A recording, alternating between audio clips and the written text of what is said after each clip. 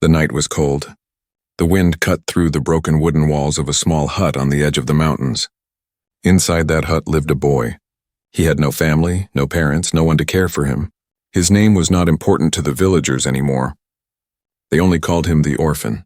He was thin, his clothes torn, and his hands rough from work. Every day he struggled to find food. Sometimes he helped the farmers, sometimes he hunted rabbits, and sometimes he went to sleep hungry, but he was brave. His eyes, though tired, always searched the horizon with a spark of hope. That night the mountains seemed darker than usual. The stars hid behind heavy clouds. The boy sat near a weak fire, hugging his knees, listening to the cries of wolves echoing through the valley. He felt small, but he was used to fear. Fear had been his companion since the day he lost his family. Then suddenly he heard something new. It was not the cry of a wolf, not the whistle of wind, not the crack of dry branches. It was something strange, like metal scraping against stone, followed by a soft, pained sound. The boy froze. His eyes widened. He held his breath and listened. There it was again. A groan, weak and tired, coming from outside. The boy's heart raced. Bandits sometimes passed through the mountains. If it was them, he was in danger. But the sound did not feel like a bandit's voice. It was softer, almost desperate. He grabbed a small stick, the only weapon he had, and stepped out into the night. The cold air hit his face. The fire inside his hut flickered as the door opened. He looked around. At first he saw nothing. Only rocks, snow, and the endless shadows of the mountains. Then he noticed movement near a fallen tree. Someone was lying there. The boy walked closer, his legs shaking. The figure was small, curled on the ground, breathing heavily. A cloak covered most of the body, but when the boy knelt down, he saw something that made his heart stop. It was not a human. The skin was faintly silver, glowing under the moonlight. The hair was pale, almost white, and the eyes, half open, shone with a strange light like two gems. It was a girl. An alien girl. The boy gasped and dropped his stick. He had heard stories of beings from the stars. Some villagers said they were monsters, others said they were gods. But never had he seen one so close. The girl opened her lips.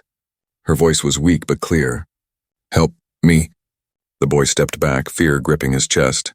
What if she was dangerous? What if her people came for him? But then he saw her arm. It was bleeding, a deep wound running from her shoulder to her elbow. She was not a monster. She was hurt. The boy's hands trembled. He thought about running back into his hut and locking the door. But something inside him stopped him. Perhaps it was pity. Perhaps it was courage. Or perhaps it was the loneliness in his heart, the same loneliness he saw in her eyes. He slowly reached out his hand. "Can you stand?" he whispered. The girl tried, but her legs gave way. She collapsed into the snow, breathing hard. The boy bit his lip. He was just a poor orphan. He had nothing, not even enough food for himself. Helping her would mean more danger, more hunger. But as he looked at her shaking body, he knew he could not leave her there. So he did what no one else would have done. He pulled her arm over his shoulder and lifted her. She was heavier than he expected, but he pushed forward step by step, dragging her toward his hut. Inside, he laid her near the fire. The warmth touched her pale skin and her breathing grew calmer. "Why?" "Help me," she whispered, her strange glowing eyes fixed on him. The boy had no answer.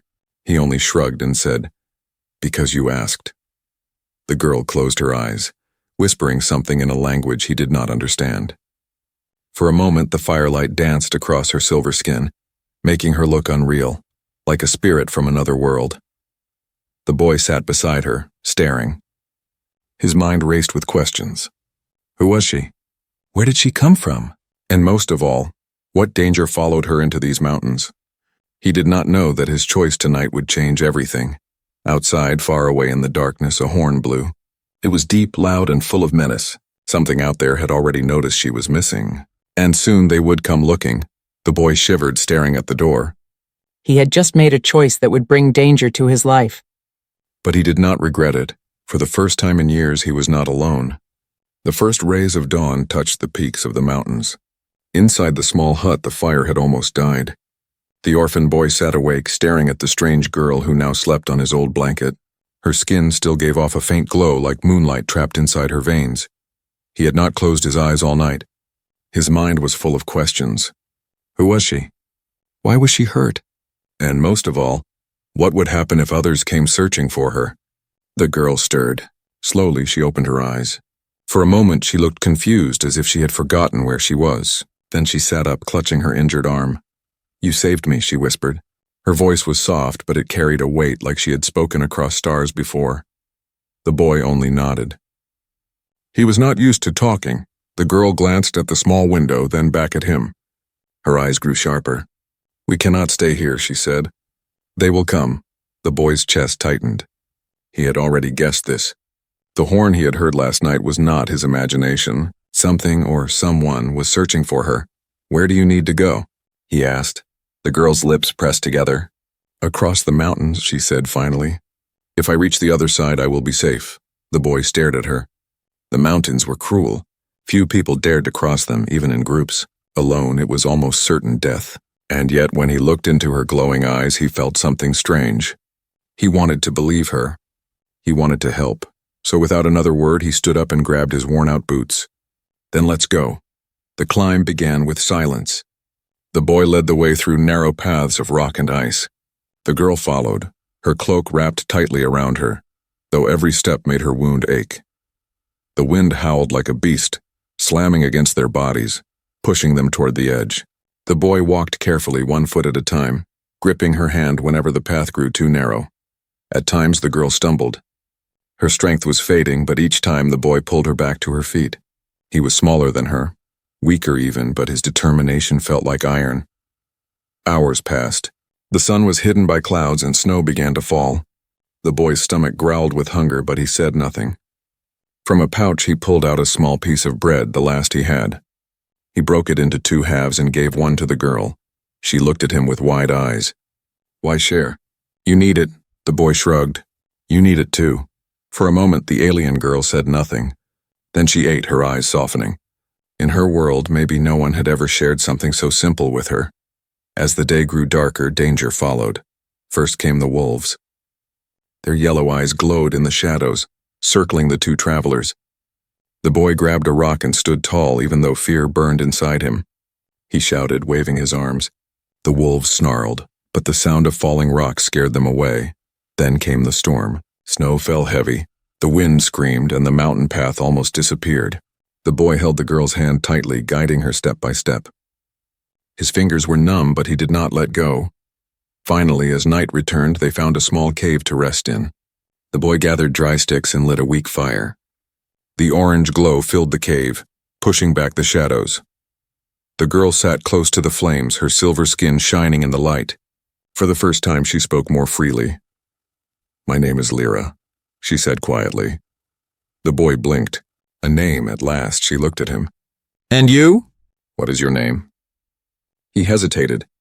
No one had asked him that in years. He whispered it, almost afraid of the sound. "Aaron." The alien girl repeated it slowly, like it was something precious. "Aaron." For the first time, the boy felt his name meant something. As the fire crackled, Lyra's eyes grew serious.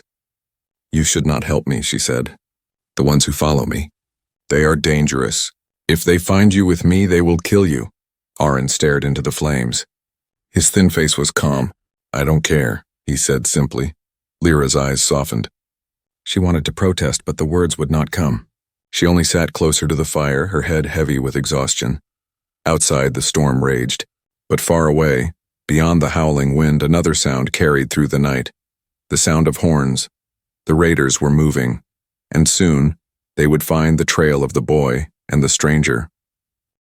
The storm ended by morning, leaving the mountains covered in white silence. Aaron and Lyra stepped out of the cave, their breath rising in the cold air. The path ahead was steep, but they kept walking, 1 step at a time. By noon, the trail opened, revealing a small valley where wooden houses stood close together.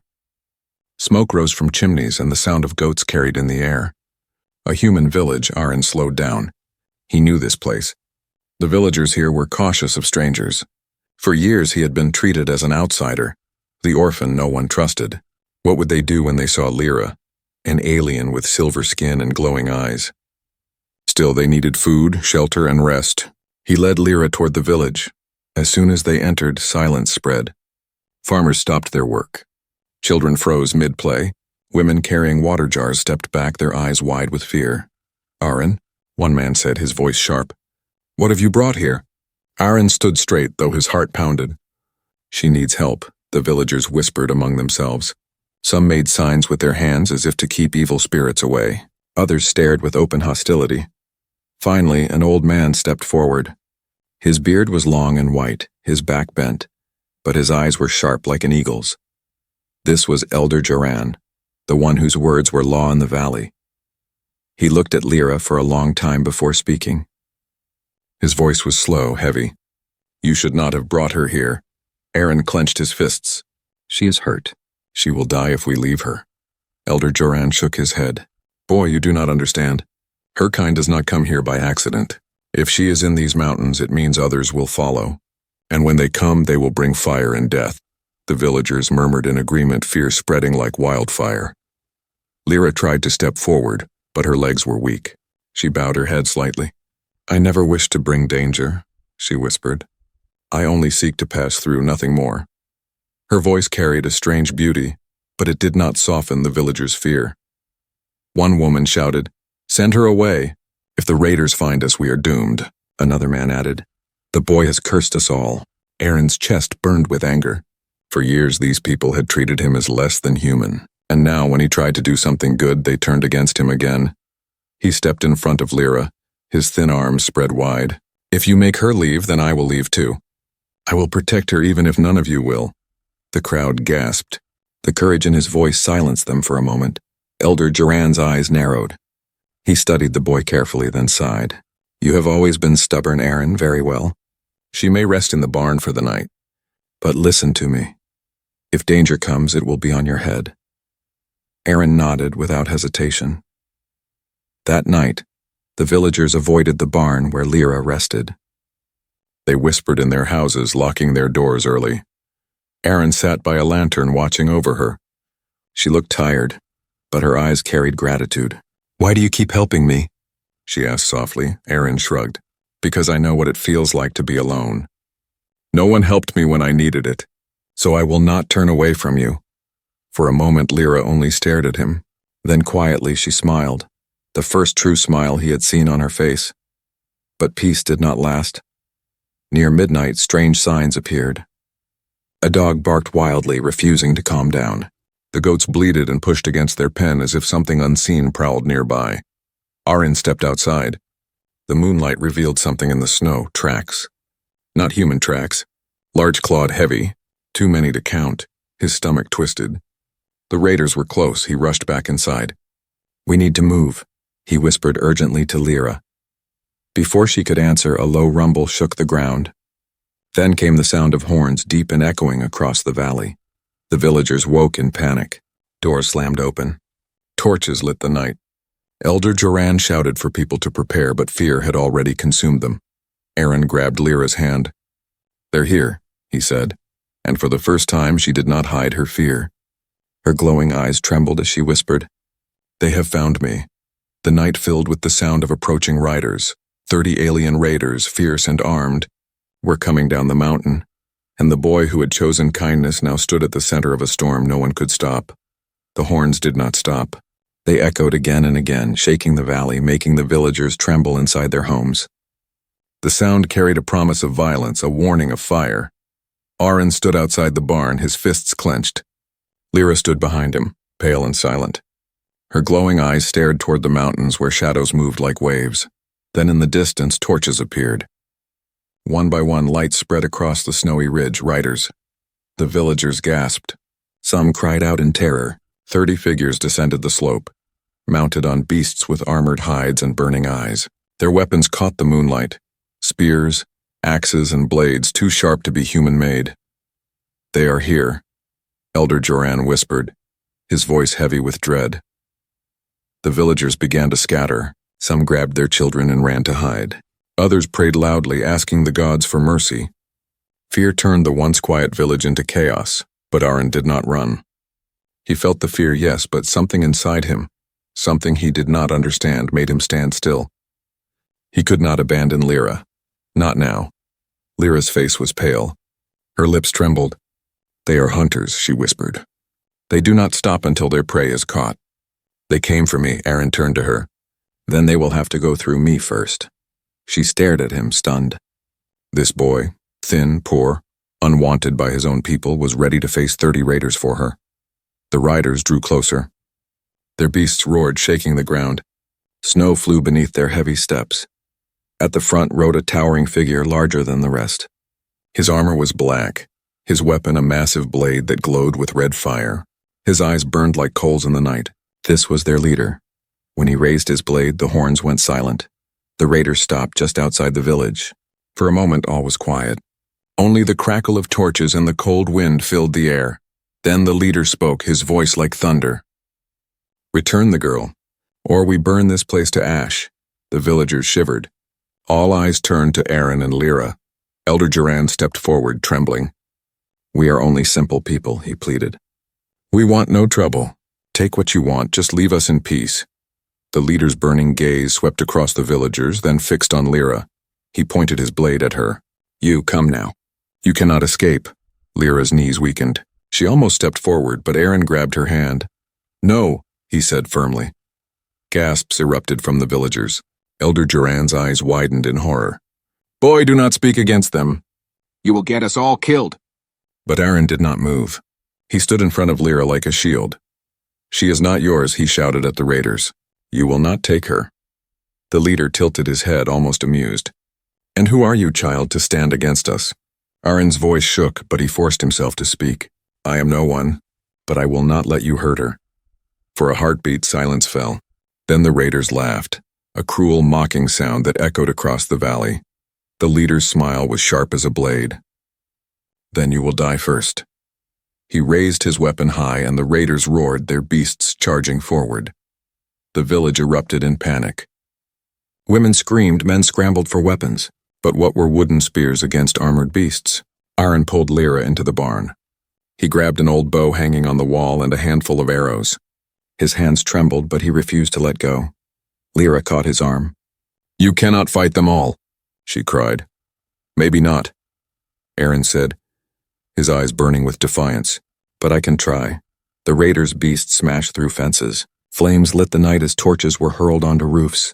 The village was turning into fire and smoke. Aaron stepped outside, bow in hand. His first arrow flew, striking one raider's shoulder. The man roared in anger, not pain, but it slowed him for a moment. The villagers, seeing this, found courage. They grabbed stones, knives, and farming tools, joining the fight. Fear still lived in their hearts, but Aaron's bravery lit a spark in them. The leader watched, amused but not worried. To him, this was a game. "Kill them all," he ordered. As chaos spread, Lyra clutched the strange pendant on her neck. Her silver skin shimmered in the firelight. She whispered words in her own language, her voice shaking. Something inside her was stirring. Something powerful she had hidden all this time. But before she could reveal it, the leader's beast crashed into the barn, splintering wood, sending fire into the sky. Aaron grabbed her hand again. His heart pounded, his breath heavy, but his voice was steady. "If they want you, they'll have to go through me," he said again. And as the raiders closed in, the orphan boy and the alien girl stood together, ready to face the storm. The real battle had just begun. The village burned. Flames climbed the wooden houses. Smoke darkened the sky, and the cries of people mixed with the roars of raiders. The ground shook with every step of the beasts, their claws tearing through snow and stone. Aaron stood in the chaos, bow in hand, chest heaving. He had fired until his arrows were gone, but the raiders kept coming. His arms ached, his breath burned, yet he refused to fall back. Beside him, Lyra clutched her pendant, her silver skin glowing brighter with each second. Her eyes shone like molten stars, but fear weighed on her face. The raider leader dismounted, his towering figure cutting through the firelight. His blade burned red as he marched forward. "You cannot win, boy," he growled. "Step aside and I will let you die quickly." Aaron's knees shook, but he lifted a broken spear. "I will not step aside." The leader laughed, a sound deep and cruel. "You are only a child. Do you know who she really is?" Aaron frowned, glancing at Lyra. She lowered her head, shame shadowing her glowing eyes. "Yes," the leader continued, his voice loud enough for all to hear. "She is no lost wanderer.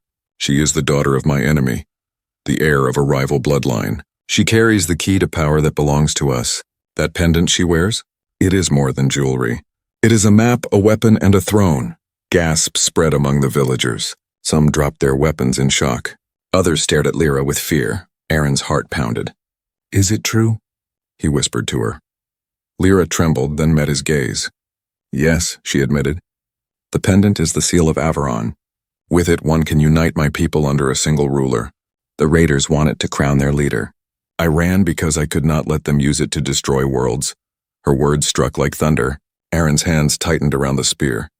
She had trusted him with her secret, something worth more than gold, more than kingdoms. The raider leader stepped closer, his shadow swallowing the firelight.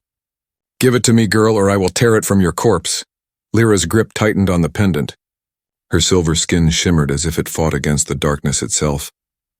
Aaron moved between them again. She will not give you anything. The leader's eyes blazed. He raised his flaming blade high, ready to strike. The villagers screamed, some running, others frozen. But before the blade could fall, the pendant in Lyra's hand flared with light. A wave of silver energy burst outward, knocking the raiders back.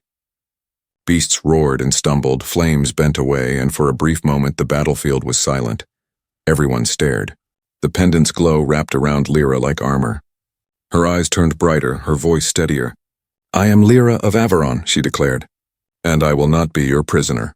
The raiders hissed in anger, but the leader only smiled wider. So the princess reveals herself at last. All the better. Now I will take both you and the seal. The villagers looked at Aaron with new eyes. The boy they had called worthless was standing beside a princess, defending her with nothing but his courage. Elder Joran stepped forward, his voice shaking. Aaron, this is no longer just about her. If they take the seal, they will not stop at our village. They will burn everything. The boy is right, we must stand and fight. The villagers, though afraid, began to rally. With new determination, they armed themselves again. Stones, knives, axes, whatever they had, they lifted. Aaron's courage had spread like fire in dry grass. The leader snarled. You think these peasants can stop me? Aaron stepped forward, his small frame dwarfed by the giant warrior. His voice was steady. Maybe they cannot. Maybe I cannot. But we will not kneel. The leader roared and swung his blade down. Aaron blocked with the broken spear, the force throwing him backward. The wood cracked, his hands bled, but he stood again. Aaron! Lyra cried, reaching toward him. The pendant's light pulsed in rhythm with her heart. She knew she could unleash its full power, but at a cost. If she used it, the raiders might be destroyed. But the energy could also consume her. Her mind raced. She had run to escape this fate, yet now, with the boy standing for her, she could not hide any longer. The leader charged again. Aaron braced himself. The villagers shouted and attacked from the sides. The beasts roared, torches flew, and the village became a storm of battle. In the middle of it all, the orphan boy and the alien princess stood side by side, 2 against 30, holding back the tide with nothing but hope. And as the fire raged, Lyra finally whispered to Aaron, If I use the seal, promise me you will not let me fall. Aaron's eyes locked on hers. I promise. The pendant flared once more, brighter than the flames around them. The secret was no longer hidden. The war for it had just begun. The night became fire. Smoke curled through the sky. The crack of burning wood echoed, and the screams of men and beasts mixed with the roar of battle. Aaron stood with the broken spear in his hands, his arms shaking but his eyes steady. Beside him, Lyra held the glowing pendant, its silver light pulsing like a heartbeat. Around them, villagers fought desperately, using whatever they could, axes, stones, farming tools, to push back the 30 raiders. The ground shook as armored beasts charged through the snow. Raiders swung blazing weapons, their laughter cruel and loud. They had fought many battles, but never had they been challenged by a poor village. Yet tonight, because of one orphan boy, the villagers refused to kneel. Aaron shouted as a raider lunged at him. He ducked, driving the broken spear upward. The wood splintered, but the raider stumbled, giving Aaron enough time to grab a fallen axe. His heart pounded, his body burned with fear, but he kept fighting. Another raider charged. Aaron rolled aside, striking at the beast's leg. The creature bellowed, crashing into a fence. Snow and fire filled the air. For a brief second, Aaron looked at the villagers.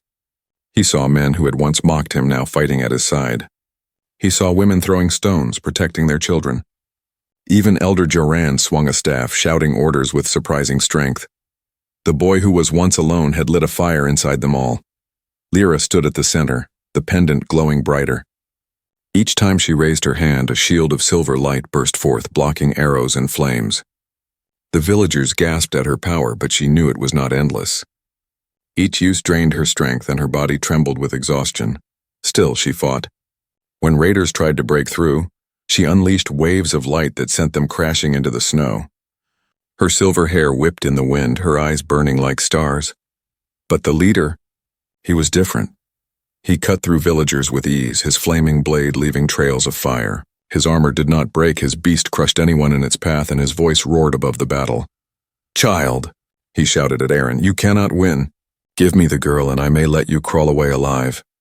Aaron wiped blood from his cheek, his grip tightening on the axe. "No, you will never take her," the leader sneered.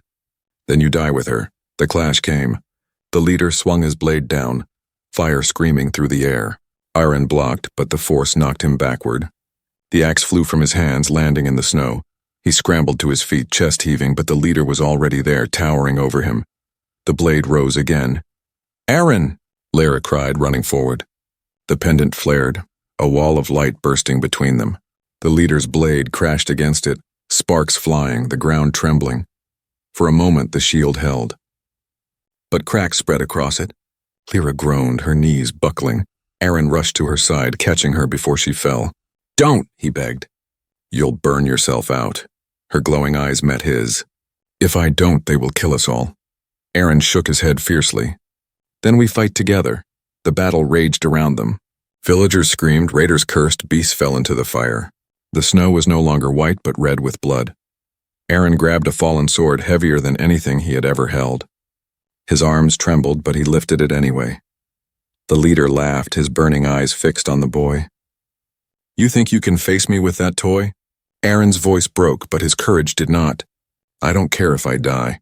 "I will not let you take her," the leader roared and charged. The ground shook beneath his armored steps. His blade swung in a deadly arc. Aaron met him head-on. Steel clashed, sparks flew, and pain shot through his arms. But he did not drop the sword. He pushed back with everything he had, his small frame standing against the storm. The villagers saw this and shouted, their courage rising again. They rushed the raiders in a wave, striking, biting, clawing with everything they had. The leader snarled, realizing this battle was no longer a hunt. It was survival. Then came the moment. Lyra, trembling, raised the pendant high. Its light burst like a star, blinding everyone. The air rippled, the ground cracked, and a shockwave sent raiders flying. Beasts collapsed, torches fell, and even the leader stumbled. Aaron shielded his eyes, pulling Lyra close. When the light faded, silence fell for a heartbeat. The snow smoked, the raiders groaned, and the village stood shaken but alive. The leader rose, fury burning brighter than fire. His armor cracked, but his rage was untouched. "You dare," he roared. "You dare defy me?" Aaron tightened his grip on the sword. Lyra's pendant still glowed, but weaker now. They both knew the final clash was near. There would be no turning back. The boy and the alien girl stood together, surrounded by fire and death. The villagers rallied behind them. The leader raised his blade. Aaron raised his sword, and the fate of them all balanced on the edge of one last battle. The village lay in ruins. Flames licked the broken houses. Smoke curled into the black sky, and the snow was painted red. The cries of the wounded mixed with the growls of the beasts. In the center of the chaos stood Aaron, a boy with a battered sword, and Lyra, the alien princess with the glowing pendant. They faced the raider leader, who towered over them like a shadow of doom. His armor was cracked, but his burning blade still gleamed with deadly fire. He laughed, a sound that shook the ground. "You think you have won? You think a handful of farmers and one weak boy can stop me? No, I was born to rule. That seal will be mine, and your lives will be ashes." Aaron's chest heaved, his arms weak, but his eyes did not falter. He gripped the sword tighter, stepping in front of Lyra once more. "You will never have her." "Not while I live," the leader sneered. "Then you will die," he charged. The ground shook with each step, fire blazing in his wake. His blade cut through the air like thunder. Aaron braced himself. The clash came, steel against fire, boy against monster. Sparks flew, the impact rattling his bones. His legs nearly gave way, but he forced himself to stand, teeth clenched. The leader pressed harder, his strength like a mountain. You cannot win, boy. You are nothing, Aaron shouted back, voice breaking but full of fire.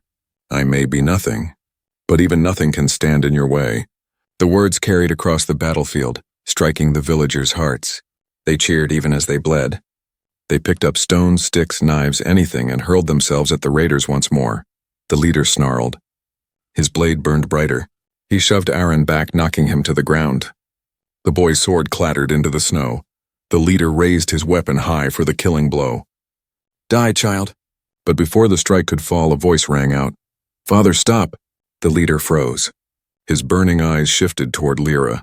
The villagers gasped, even Aaron stared in shock. Father? Lyra stepped forward, trembling but strong, the pendant glowing weakly in her hand. Yes, I am your blood, your daughter, but I will never bow to you. The leader's grip tightened on his blade. His voice was low, dangerous. You would betray your own kin? Lyra's glowing eyes filled with tears. You betrayed me first.